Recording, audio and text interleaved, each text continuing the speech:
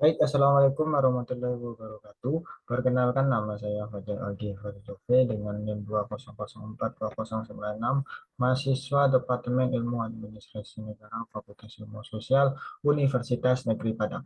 Kali ini saya akan mempresentasikan salah satu tugas mata kuliah saya, yakni tugas mata kuliah aplikasi komputer administrasi dengan kode sesi 2022 204 20159 dengan dosen pengampunya ini Bapak Dr. Iki Permana, ST dan STMT. Kali ini saya akan mempresentasikan tugas kali ini mengenai aturan dalam lembaran. Jadi sederhananya, seorang administrator pemerintahan bekerja sesuai dengan aturan perundang-undangan yang berlaku, sehingga membutuhkan keahlian menyajikan perundang-undangan tersebut ke dalam lembaran presentasi untuk mudah dipahami audiens. Sederhananya adalah apa bentuk aturan-aturan yang telah disepakati dan apa yang telah dibuat dalam bentuk semenarik mungkin sehingga para pembaca atau para yang akan mematuhi peraturan tersebut dapat memahami apa yang disampaikan oleh para pembuat peraturan tersebut. Sederhananya, semakin menarik peraturan tersebut, semakin menarik penyajian peraturan oleh administrator, maka akan semakin mudah dipahami oleh masyarakat atau oleh para audien dalam mengambil bertindak sesuai dengan aturan yang telah disepakati. Baik, langsung saja saya ambil contoh. Baik, langsung saja kita pada contoh pembuatan tugasnya.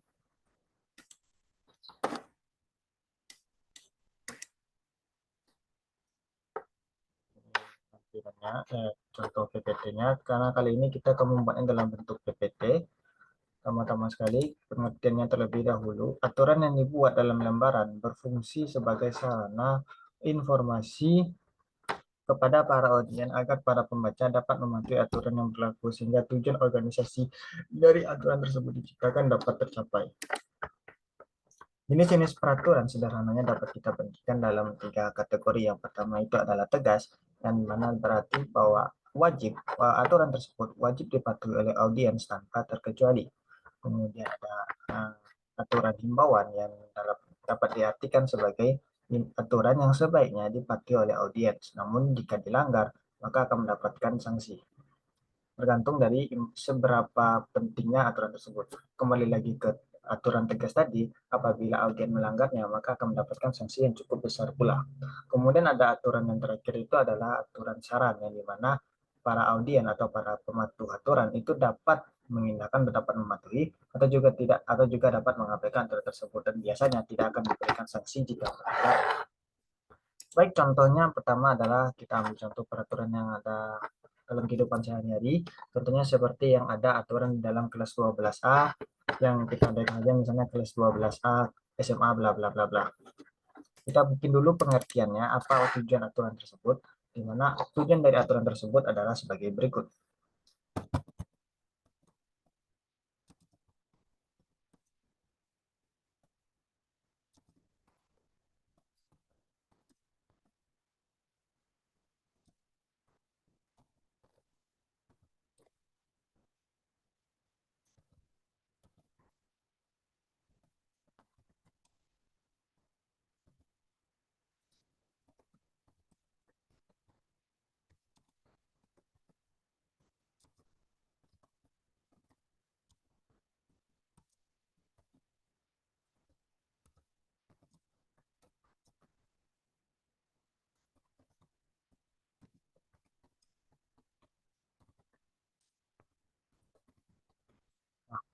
Itu pengertian dari aturan, contoh dari pengertian aturan yang akan kita berikan, yang akan kita buat saat ini, di mana aturan di kelas 12 itu, 12A, 12.2 itu adalah dibuat sebagai acuan siswa dalam mensukseskan program belajar mengajar dalam kelas, sehingga siswa dapat secara maksimal dapat memperoleh ilmu yang baik.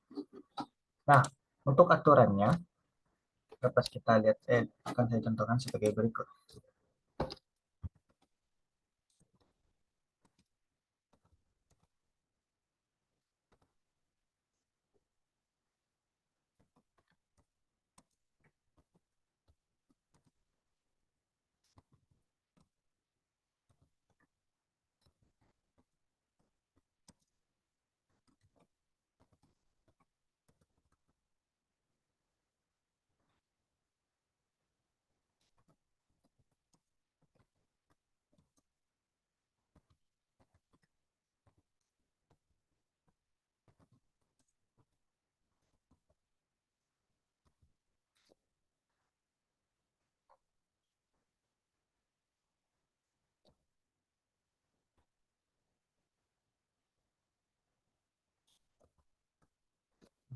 Untuk aturan yang pertama, bentar kita lanjutkan saja dulu. Selanjutnya itu adalah aturan yang bersifat ilmuwan.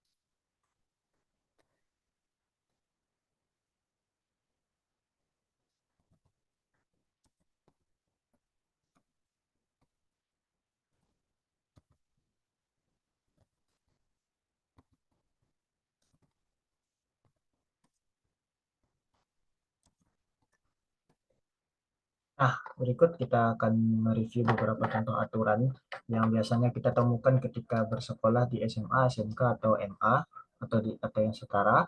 Yang pertama, aturan tegas yang bisa kita temukan itu yang pertama adalah datang tepat waktu, kemudian memakai seragam sesuai waktu, misalnya seperti hari Senin itu wajib menggunakan baju putih abu-abu atau putih-putih, sehingga tidak boleh menggunakan baju olahraga apalagi baju pramuka.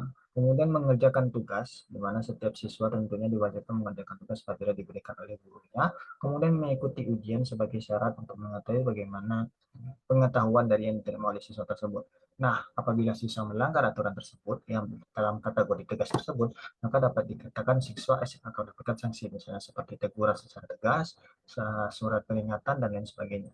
Kemudian ada imbauan, seperti misalnya aktif di kelas, mengerjakan PR, memakai sepatu hitam. Karena kita sebagian tahu tidak seluruh sekolah itu mewajibkan PR dan tidak seluruh siswa juga aktif dalam kelas, namun tetap lulus karena mereka aktif karena mereka mengikuti ujian dan mengerjakan tugas. Kemudian saran misalnya seperti tidak memainkan HP selama di kelas dan tidak membawa buku. Kemudian kita lanjut ke contoh selanjutnya, itu adalah tugas. Mekanisme pengerjaan tugas akan saya buat.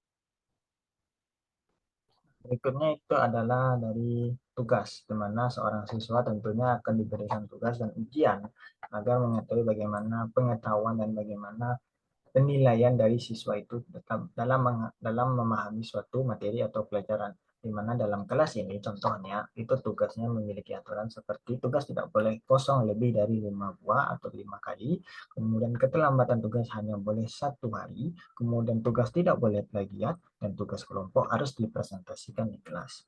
Berikutnya untuk ujiannya adalah ujian bulan hanya mencakup maksimal 3 materi dan ujian harian tidak ada, sedangkan untuk ujian per semester itu diatur oleh yang lebih tinggi seperti misalnya sekolah. Kemudian yang terakhir itu adalah penilaian. Bagaimana sistem penilaiannya akan saya terangkan.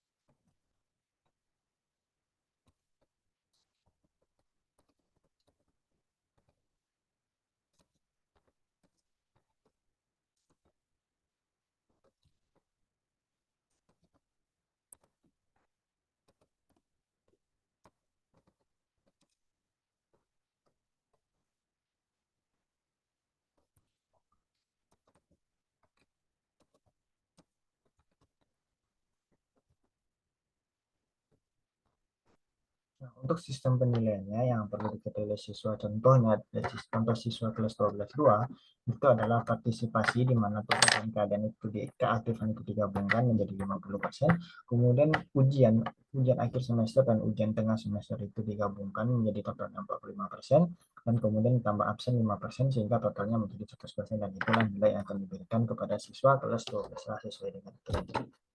Baik, sekian presentasi saya mengenai aturan dalam lembaran. Semoga dapat dipahami contoh dan pengertiannya.